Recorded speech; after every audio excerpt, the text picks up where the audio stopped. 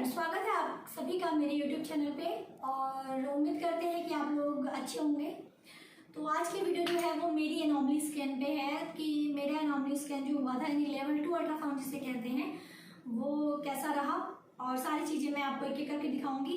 तो यहाँ पे दो तीन चीज़ें जो मैं क्लियर करना चाहूँगी। पहले तो एनोमली स्कैन से रिलेटेड एक वीडियो मैं अलग से बनाऊँगी कि क्या होता है, क्यों होता है, टाइम कितना लगता है और इसमें क्या क्या चीज़ें पता चलती हैं। तो सिंपली यहाँ पे बस छोटी सी डिटेल बता देती हूँ कि मैंने ये अल्ट्रासाउंड 20 वीक 5 डेज पे कराया था अकॉर्डिंग टू माय LNP, यानी मेरा जो लास्ट मेंस्ट्रुअल पीरियड था उसके अकॉर्डिंग मैंने ये 20 वीक 5 डेज पे कराया था। और जो है ये मुझे कितना टाइम लगा था, तो मुझे केवल 10 से 15 मिनट के बीच का ही टाइम लगा था, मुझे ज़्यादा टाइम नहीं लगा। इसमें नॉर्मली टाइम लगता है 20 to 30, कभी कभी 45 मिनट तक भी लग जाते हैं, लेकिन मुझे ज़्यादा टाइम नहीं लगा, फटाफट हो गया क्योंकि बेबी की मूवमेंट उस टाइम अच्छी थी। तो इसमें आपको क्या पता चलता है, और तो इसमें आपको बेबी के अंदर कुछ डिफेक्ट है उसके बारे में पता चल जाता है, आप बेबी को ब्लड फ्लो कैसा मिल रहा है, वो सारी चीज़ें भी इस अल्ट्रासाउंड के अंतर्गत सारी चीज़ें क्लियर हो जाती हैं। आप बेबी का जो है कुछ फिगर के माध्यम से बेबी का फेस वगैरह भी देख सकते हैं, हल्की फुल्की तो पता चली जाती है। और ये कब कराना चाहिए, तो ये कराना चाहिए 18 to 22 वीक के बीच, क्योंकि उसके बाद इंडिया में अबॉर्शन का जो रूल है वो नहीं होता है, यानी आप उसके बाद अबॉर्ट नहीं कर सकते, इसलिए ये इस बीच कराया जाता है उस टाइम, क्योंकि बेबी की साइज़ भी बढ़ चुकी होती है, बेबी की मूवमेंट भी अच्छी होती है, तो सारी चीज़ें जो है वो अच्छे से क्लियर हो जाती हैं। सारे उसके बेबी के पार्ट्स जो हैं वो थोड़े बड़े हो जाते हैं, यानी अकॉर्डिंग टू पहले के जो अल्ट्रासाउंड था उसमें बेबी के सारे पार्ट्स जो है वो क्लियर विजुअल नहीं होते बहुत अच्छे से। तो इस वीक मतलब जो 18 to 22 वीक होता है इसमें जो है उसमें सारे पार्ट्स जो अच्छे से क्लियर होते हैं, सारी चीज़ें बन चुकी होती हैं, बेबी के सारे पार्ट्स बन चुके होते हैं, इसलिए ये इन्हीं वीक के बीच कराया जाता है ये वाला अल्ट्रासाउंड। बात करें इसके कॉस्ट की, तो इसका जो कॉस्ट है वो थोड़ा कॉस्टली होता है। अल्ट्रासाउंड हर जगह अलग अलग होते हैं, यानी ऐसा नहीं कि सब जगह एक ही चार्ज है, इसका अलग अलग चार्ज होते हैं। मेरा 2D अल्ट्रासाउंड हुआ था, एनोमली का 2D अल्ट्रासाउंड हुआ था, तो इसकी जो मुझे चार्ज आई थी, यानी कॉस्ट जो मेरी चार्ज थी वो थी 2500, यानी 2500, ठीक है। तो आप अपने अपने एरिया के अल्ट्रासाउंड के इस एनोमली अल्ट्रासाउंड की कॉस्ट बताइएगा जरूर कि आपके यहाँ ये कॉस्ट क्या चल रहा है। हमारे यहाँ तो ये कॉस्ट, मेरा तो यही कॉस्ट था। अब बात करते हैं कि इसमें आपको कुछ खा के जाना चाहिए या नहीं जाना चाहिए, तो आप इसमें हल्की फुल्की चीज़ें जो है वो अगर लिक्विड ले सकते हैं तो ज़्यादा बेटर है। कोई जूस ले सकते हैं, नारियल पानी वगैरह पी सकते हैं, या हल्का फुल्का लाइट जो है वो कुछ खा भी सकते हैं, क्योंकि उसमें बेबी थोड़ा बड़ा हो गया होता है, तो आपको केवल पानी पे रहने की जरूरत नहीं है। इसमें आपको पहले से अपना जो है अपॉइंटमेंट लेना पड़ेगा आपको।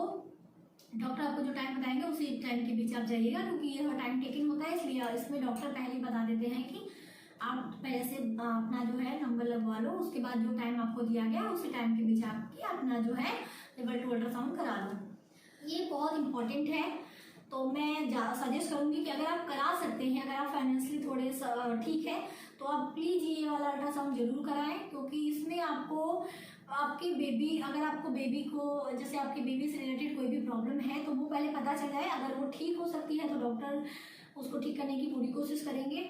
लाइफ थ्रेटनिंग है, यानी बेबी सर्वाइव ही नहीं करेगा आगे, इसलिए तो उस टाइम में आपको डॉक्टर अबॉर्ट करने की भी सलाह देते हैं। वो एक बहुत ज़्यादा मुश्किल वक्त होता है किसी भी लेडीज़ के लिए, ऐसा किसी के साथ ना हो, मैं ये दुआ करती हूँ। और बाकी ज़रूरी है, क्योंकि आप भी नहीं चाहोगे कि आपका बेबी आपका जब बेबी डिलीवर हो तो उसमें कोई प्रॉब्लम हो, पहले से पता चल जाए। अगर वो ठीक हो सकती है तो ठीक भी हो जाए, तो आप ये ज़रूर कराइएगा। थोड़े से भी अगर फाइनेंशियली आप ठीक हैं तो मैं तो ये सजेस्ट करूँगी, क्योंकि इसमें अगर आपके मन में काफ़ी सारे जो डाउट्स होते हैं वो क्लियर हो जाते हैं बेबी को लेके कि हाँ बेबी का मेरे सब कुछ ठीक चल रहा है या नहीं चल रहा है, तो ये बहुत इंपॉर्टेंट है। पहले ये कम होता था, लेकिन अब तो डॉक्टर इसको रिकमेंड कर देते हैं अगर आप करा सकते हैं तो, ठीक है। तो चलिए अब मैं आपको अपना रिपोर्ट दिखाती हूँ, एक एक करके आप सारी चीज़ें देखिए, उसके बाद फिर आप मुझे बताइएगा कि आपका लेवल 2 अल्ट्रासाउंड कब हुआ था और आपकी रिपोर्ट में क्या क्या चीज़ें आई हैं। अगर आपके मन में कुछ डाउट्स हैं तो वो भी आप पूछ सकते हैं, ठीक है। तो ये सारी चीज़ें, तो वीडियो बस पसंद आएगी तो प्लीज़ लाइक कर दीजिएगा वीडियो को, और चैनल को सब्सक्राइब कर दीजिएगा अगर नहीं किया है तो। तो ये मेरी रिपोर्ट है जैसा आप देख रहे हैं स्क्रीन पे। और लेवल 2 यहाँ पे लिखा है कि USG OBS लेवल 2 यानी लेवल 2 अल्ट्रासाउंड है ये।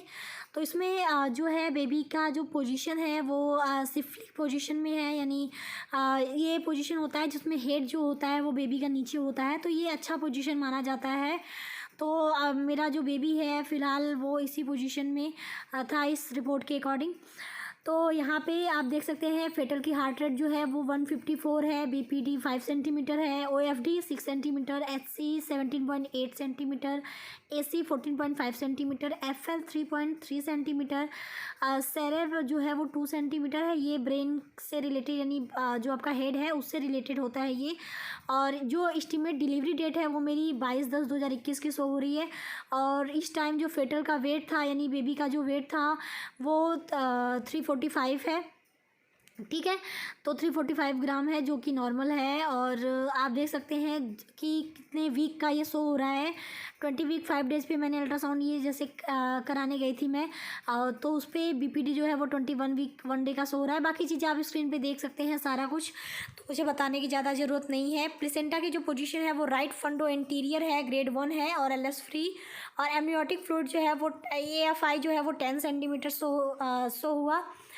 अब बाकी चीज़ें जो हैं देखिए यहाँ पे फेटल के हेड के बारे में है, तो यहाँ पे मैं बहुत ज़्यादा डिटेल में नहीं जाऊँगी क्योंकि आप इसको खुद पढ़ सकते हैं। सारी चीज़ें नॉर्मल हैं तो मुझे ज़्यादा कुछ बताने की ज़रूरत नहीं है। फेटल के फेस और नेक में भी आप देख सकते हैं नेज़ल बोन जो है वो जुलाइड हुआ है और यहाँ पे नॉर्मल लेंथ 6.2 mm है। तो ये सारा कुछ जो है वो नॉर्मल है, तो इस पर हम ज़्यादा फोकस नहीं करेंगे, तो आप इसको देख लीजिएगा।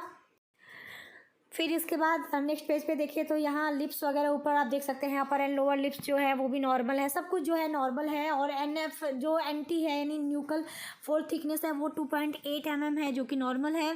फिर फेटल के चेस्ट से रिलेटेड है, तो फेटल के चेस्ट में आप देख सकते हैं फेटल का जो चैम्बर है 4 चैम्बर हार्ट जो है वो 4 चैम्बर में है। और फेटल की हार्ट बीट जो है वो 154 BPM है यानी बीट पर मिनट है। और बाकी सब नॉर्मल है, तो इसको हम ज़्यादा वो है ज़्यादा एक एक करके पढ़ के नहीं बताएंगे, आप वीडियो को रोक के पढ़ सकते हैं अगर आपको कुछ जानना है तो सब कुछ नॉर्मल है अकॉर्डिंग टू रिपोर्ट। तो अभी तक तो नॉर्मल है। फिर फेटल का जो एब्डोमेन है यानी पेट का हिस्सा अगर देखें तो पेट में आप स्टमक देखते हैं, किडनी और ब्लैडर देखते हैं, तो ये सारी चीज़ें नॉर्मल हैं। और फेटल का जो स्केलेटल की बात करें तो इसमें स्पाइन वगैरह जो है सब कुछ नॉर्मल है। यहाँ पे लास्ट में नीचे आप देख सकते हैं triple vessel umbilical cord is seen जो कि नॉर्मल है यानी अच्छा है। 3 होने चाहिए लेकिन कभी कभी आप देखेंगे तो केवल 2 जो है अम्बिकल कॉर्ड भी होते हैं, लेकिन वो भी ठीक है, लेकिन 3 जो है वो अच्छे माने जाते हैं। तो ये देख लिया आपने। चलिए आगे वाले पेज को भी दिखा देती हूँ। फिर आगे वाले पेज पे आप यहाँ देख सकते हैं यानी अगर आपके बेबी को कुछ भी सॉफ्ट मार्कर या हार्ड मेजर मार्कर यानी कोई भी प्रॉब्लम है तो वो सारा कुछ यहाँ शो होता है। तो मेरा नो मार्कर सब कुछ मेरा 0 है क्योंकि सारा कुछ बेबी का नॉर्मल है। तो अभी इस रिपोर्ट के अकॉर्डिंग तो इसमें कोई प्रॉब्लम नहीं है। और बाकी यहाँ पे एक्सटेंडेड बायोमेट्री के भी कुछ जो है यहाँ पे चीज़ें लिखी गई हैं जो कि नॉर्मल है सारा कुछ। प्रॉब्लम कहाँ है मैं ये चलिए आपको ये बता देती हूँ। प्रॉब्लम मेरी रिपोर्ट में आती है डॉपलर स्टडी में। तो डॉपलर स्टडी जो कि ब्लड फ्लो के बारे में बताता है कि बेबी को ब्लड फ्लो जो है वो सही से मिल रहा है कि नहीं। तो मेरा राइट यूटेराइन और लेफ़्ट यूटेराइन में अगर देखें तो राइट यूटेराइन जो है वो मेरा नॉर्मल है यानी वहाँ से तो बेबी को ब्लड फ्लो जो है वो ठीक जा रहा। बट अगर बात करें लेफ़्ट की तो लेफ़्ट यूटेराइन आर्टरी जो होती है वहाँ से बेबी को मेरे ब्लड फ्लो जो है वो कम जा रहा है। तो आप अगर कंक्लूजन देखें तो 20 वीक 1 डे का शो हुआ जबकि मैं 20 वीक 5 डे पे गई थी, लेकिन ठीक है इतना कम ज़्यादा तो चलता है। और बात करें तो उसमें बाकी जो USG रिस्क इंडेक्स था वो 0 था यानी कोई एनॉमली बच्चे में नहीं दिखाई दी। लेकिन आप अगर उसके नीचे देखें तो यहाँ पे दिख रहा है कि बेबी को जो है लेफ़्ट यूट्राइन आर्टरी से जो है ब्लड फ्लो जो है रिड्यूस ब्लड फ्लो मिल रहा है बच्चे को। तो ये एक प्रॉब्लम की बात है। तो इसके लिए डॉक्टर से कंसल्ट किया हमने और डॉक्टर ने फिर कुछ मेडिसिन दी ताकि ब्लड फ्लो सही है। उन्होंने मुझे मेडिसिन क्या दी, उन्होंने केवल एक छोटा सा एक लिक्विड का एक पाउच दिया था पाउडर का जिसको कि मुझे पानी में डिजॉल्व करके पीना था। लेकिन उन्होंने एक चीज़ कही कि आप लेफ़्ट करवट ज़्यादा सोएं, क्योंकि मुझे प्रॉब्लम लेफ़्ट में ज़्यादा थी, तो लेफ़्ट करवट उन्होंने सोने के लिए कहा। बाकी मुझे स्प्लीनोमेगली था, तो वो पता नहीं क्यों है, उसके ऊपर ज़्यादा डिस्कस नहीं करेंगे। तो यहाँ पे आप फिगर देख सकते हैं। यहाँ पे एसी यानी जो पेट से रिलेटेड सारी चीज़ें हैं वो यहाँ पे दिखाई दे रही हैं। अगर आप राइट में देखें तो आपको स्प्लीन यानी जो रीढ़ की हड्डी होती है बच्चे की, वो दिखाई दे रही है। और यहाँ पे अगर उसके नीचे देखें तो ये सारे जो फिगर हैं ये तो डॉक्टर अच्छे से समझ पाएंगे। हम यहाँ पे अकॉर्डिंग टू रिपोर्ट हम केवल बता रहे हैं कि रिपोर्ट में जो है वो पेट का साइज, पेट के से रिलेटेड जो भी फिगर हैं वो दिखाई दे रहे हैं। यहाँ पे आप देखें तो ये ब्रेन वाला हिस्सा है जो वो दिखाई दे रहा है, जिसमें सारी जो कैलकुलेशन है वो लिखी गई है। और यहाँ पे जो भी चीज़ें हैं वो आप स्क्रीन पे देख सकते हैं। मैं पूरी कोशिश करती हूँ कि आपको सारा कुछ क्लियर दिखा सकूँ। तो फिगर में आप कितना ही समझ लेंगे, लेकिन जो भी आपके अकॉर्डिंग आपको समझ में आ रहा है आप देख सकते हैं। तो ये नीचे वाले जो फिगर हैं ये ब्रेन वाले पोर्शन के हैं, यानी बेबी का जो हेड वाला पोर्शन है। तो उसके बाद अगर आगे देखें तो आगे वाले फिगर भी ये सारा कुछ जो है ऊपर का देख सकते हैं आप। ये ब्रेन वाला ही जो है जो फिगर है वही सब है। बाकी अगर हम बात करें जो मुझे रिपोर्ट में प्रॉब्लम थी, हम उसकी बात कर लें। तो यहाँ पे अगर आप नीचे वाले फिगर को देखें तो ये वो फिगर है जो यहाँ पे आप देखें तो आप देख सकते हैं लेफ़्ट वाला जो है उसमें ब्लड फ्लो जो है बिल्कुल सही है। लेकिन राइट वाला अगर जो फिगर देख रहे हैं आप, तो राइट वाले में फिगर में आप देख सकते हैं कि जो पीक बनी है वो बहुत ज़्यादा मतलब गैप में है, यानी जो गैप है पीक के बीच लो अप एंड लो का वो जो है वो बहुत ज़्यादा है, जो कि अच्छी बात नहीं है। यानी ये दिखाता है कि ब्लड सर्कुलेशन जो है वो सही से नहीं मिल पा रहा। इसको लेफ़्ट वाले की तरह होना चाहिए था राइट वाले को भी, लेकिन ऐसा नहीं है। इसी के लिए डॉक्टर ने लेफ़्ट करवट सोने के लिए कहा है। मैं सबको सजेस्ट करूँगी कि प्रेगनेंसी में आप लेफ़्ट करवट सोएं, क्योंकि उससे बच्चे को सही न्यूट्रिशन मिलता है, ऑक्सीजन मिलता है और बच्चे का जो डेवलपमेंट है वो अच्छा होता है। तो आप ये ध्यान पहले से रखिएगा। मुझे प्रॉब्लम हुई है, मैं अब यही करती हूँ, जब से मैंने ये रिपोर्ट देखा तब से यही हो रहा है। बाकी अगर आप नीचे वाला फिगर देखें तो ये बेबी का फेस है जो कि हल्का फुल्का आपको दिख रहा होगा। तो इसमें तो बहुत ज़्यादा क्लियर नहीं है, कलरफुल होता शायद और ज़्यादा क्लियर होता, बट ब्लैक एंड वाइट में भी जहाँ तक हल्का फुल्का तो पता चल रहा है कि आँख, नाक, लिप्स वगैरह हल्के फुल्के तो पता चल रहे हैं, तो आइडिया लग जाता है। तो ये मेरा एनोमली स्कैन का रिपोर्ट था। तो आप भी बता सकते हैं शेयर करके कि आपके जो है रिपोर्ट कैसे आए, अच्छे आए, भगवान करे सबके अच्छे आए। बाकी अगर आपको हमारी वीडियोज़ अच्छी लगती हैं तो प्लीज़ हमारे वीडियो को आप लोग लाइक ज़रूर कर दीजिएगा, शेयर कर दीजिएगा दोस्तों के साथ। चैनल पे पहली बार आए हैं तो प्लीज़ चैनल को सब्सक्राइब कर दीजिएगा।